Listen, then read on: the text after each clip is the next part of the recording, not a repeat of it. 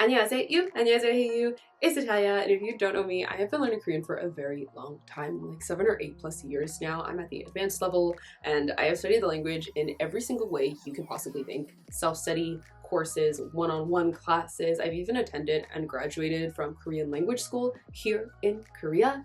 And now I just live and work here as a marketer. So those are my credentials. Those are the reasons you might want to consider hearing me out on what I have to say. But let's go ahead and jump into the video, shall we? The first reason you're still a beginner, I'm sorry to be the one to break it to you, but you have commitment issues, okay? Like whether it's you're studying on and off, you keep changing what resources you're using, or maybe you're just adding more and more things to your plate of to-dos. None of these things are bad, okay? Not a single one of these things is bad. However, all of them will lead to slower progress in learning Korean, and that slower progress will lead you to feel unmotivated or make you question whether you should be learning Korean, whether you're smart enough to learn Korean. This negative self-talk is just self-sabotaging. You don't need to be saying that to yourself. You're smart enough to learn Korean. You just haven't invested enough time into doing it. If you are a full-time student, if you're a parent, if you're someone that has to work multiple jobs, like learning Korean is not at the top of your priority list, and that's fine. But if you only have 3 hours a week, let's say, to put towards doing something for yourself, and then you split that time among, let's say, 3 languages, and you have to split your 3 hours among these 3 languages, that's 1 hour per language. And while that might sound like, okay, that's fine, it's not fine. Because that 1 hour that you have for Korean is not a full hour. You're only gonna get 30 minutes of quality study time in that hour, because the first 15 minutes are gonna be, where is my Korean journal? Where is my notebook? Where's my textbook? And then that last 15 minutes you have in your hour, you're gonna be thinking about, oh, you know, maybe I should go to the restroom before I start my next task. Or like, basically, you end up having only studied Korean for 30 minutes per week. And you can't expect to see these ginormous results, these noticeable results with 30 minutes of study a week. My suggestion to you is the less time you have to put towards learning Korean, the more important it is that you commit to learning just Korean. Commit to only using a handful of resources. I see so many beginners wanting to juggle all of these resources because they just have access to them because they're looking for the best resource, but there is no such thing as a best resource. Like, please, guys, stop looking for the best textbooks for grammar, the best apps for learning Korean, the best X, Y, and Z. Like, there's no such thing as the best thing. I'm getting really passionate right now. But I feel like beginners, because they are so excited to learn Korean, they want to be successful at it, and that's great.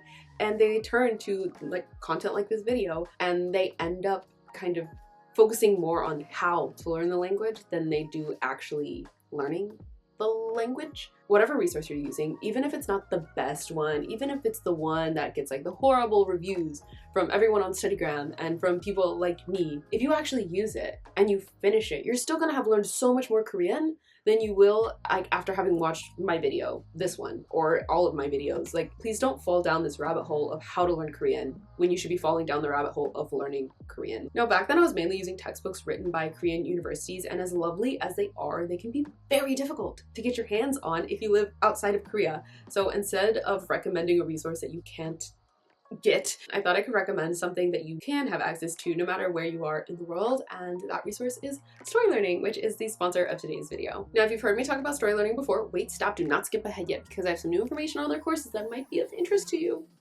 Stick around just a little bit, please. And then if you've not heard me talk about Story Learning before, it's a language learning website that helps you learn your target language, in this case Korean, through stories. The way that Story Learning courses work is that you start off your very first lesson by immersing yourself in Korean, being introduced to the story that you will work with throughout the course. Then you will go on to pre-recorded lessons with a native speaker, where they will break down the grammar, the expressions, the vocab that was used in that part of the story. Now, I've only ever talked about Story Learning's beginner course because up until a few days ago, they only had a beginner course, but now they have officially launched their intermediate Korean course. And I've been, you know, playing with it, testing it out, doing that quality assurance before presenting it to you. And y'all, it's just as nice as the beginner course, if not nicer. Actually, I think it might be nicer, but that could just be because it's closer to my level. So you know how in the beginner course, there's like a dialogue story that you work through? Well, for the intermediate course, you're working with a novel, like a young adult fiction novel about reincarnation. Like, this girl has been reincarnated into somebody else's body and she's trying to figure out what the heck is going on. Like, I was actually shocked. I went into that first lesson and I was like, is this a book?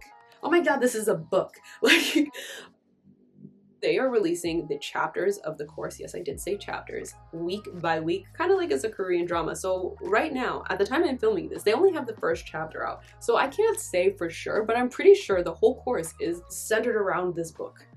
which, like, okay, interest peaked. Now, if you're interested in trying out the course for yourself, you can get access to it through the link in my description box. However, I'm gonna let you know right here, right now, so you're not shocked. It's being sold at the cost of $297 US, which is the full regular price of the course. However, because it is newly launched, they're giving all these like freebies away with it. The first of which is access to 10 live group Korean coaching sessions. My understanding is they're kind of like a Q&A, if you need help kind of sessions, like with a teacher. And then Story Learning is trying to get you to dabble. They are giving you access to the intermediate courses for Russian and for Chinese. I literally just told you not to dabble, and Story Learning is trying to get you to dabble, and they're like, here, would you like this forbidden fruit? Would you like to learn Mandarin? Would you like to learn Russian? It's a lot, but check it out if you're interested. Also, I know a lot of you ended up getting the beginner course back when I worked with Story Learning a few months ago.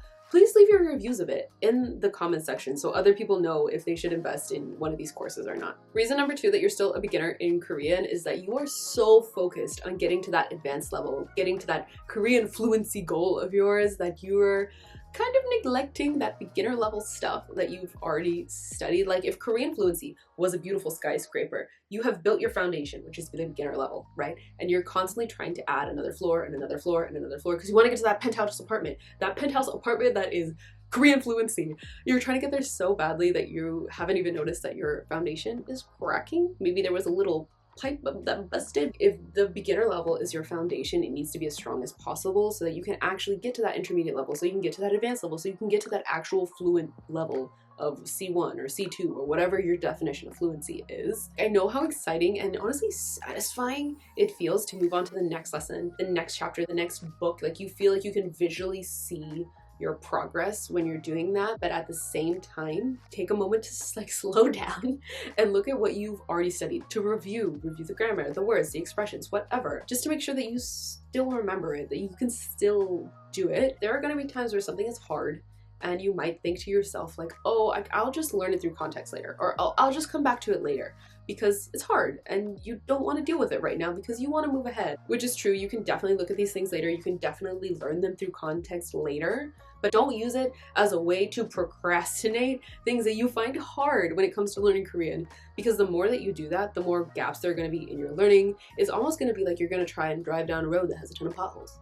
The potholes being the things that you said you were going to study later and never did. Now, if you need some ideas on how to go about actually reviewing what you've learned, reviewing Korean, I did make a whole video for it. I will link it in the description box for you. It's called Stop Learning Korean. Yes, I know you can hate me for the title if you want to, but I know I needed to get that message out there that people need to review, and if I had labeled it Ways to Review Korean, people wouldn't have watched it. So you hate me if you want to, but it's information that needed to be shared. The third reason you're still a beginner in Korean is because you have decided on your own that you are still a beginner, that you are not ready to move on to that intermediate level. And I know this sounds kind of weird considering I literally just said that people need to stop trying to move forward all the time so that they can review and have a stronger foundation and then move forward. There are just as many people who are not wanting to move forward. They feel like their fluency isn't where it should be to move into that intermediate content, and you could be right, but I would like to say right here, right now, whether you think you need to hear this or not, I give you permission to move on to that intermediate content. Even if you still have beginner textbooks that you purchased, you've not touched, you still want to study with them, move on. Maybe you've tried before in the past. You tried like something that was intermediate level and it was really hard and it made you think like, oh my goodness, I am not ready, and you came back to that beginner content. You know, self-awareness is good, but it's also important to remember that there is a ginormous gap between beginner content and intermediate content. You could be using a Korean textbook that has level 1, 2, 3, 4, all the way up to level 6. You can have studied everything in level 1 and 2, and as soon as you touch that level 3 textbook, it's gonna get really hard. Why? Why is it gonna get hard? It's gonna get hard because suddenly the topics that are deemed as intermediate are topics you've never studied before in your beginner content. And that's okay. Like, as you start to use those intermediate resources, the easier it will get. And I'm not just saying this from my own like personal experience of like, oh, that gap is so huge. Like, no. If you ask Korean teachers, certified Korean teachers, they will tell you that gap is huge. Even here in Korea, in language school, level 3, that first intermediate course, it's known for having students repeat the course because there's just so much content that you are expected to learn. If you are studying on your own, it just makes it harder. So like, don't think that because it was hard, you're not ready, because it's not necessarily true. Now, obviously there's a big difference from being extremely challenging and for something being completely over your head. You should not be there. Like, I can't tell you which one is which for you. You're gonna have to decide that for yourself, but like, just try. Okay, I know that I got very passionate there at times, potentially a little too passionate sometimes, but I really hope you guys found some motivation or encouragement or insight or something in something that I said today. Don't forget that you can get access to Story Learning's new intermediate course for Korean through the link in my description box, as well as get access to those 10 live Korean coaching sessions and access to their intermediate courses for Chinese and Russian. Again, not too sure why, but like, who am I? Who are we to refuse access to courses for another language? Like, we're curious people, okay? Anyway, I'll see you guys in the next video. Hopefully I won't sound as passionate. Tell me bye, y'all. I'm so tired.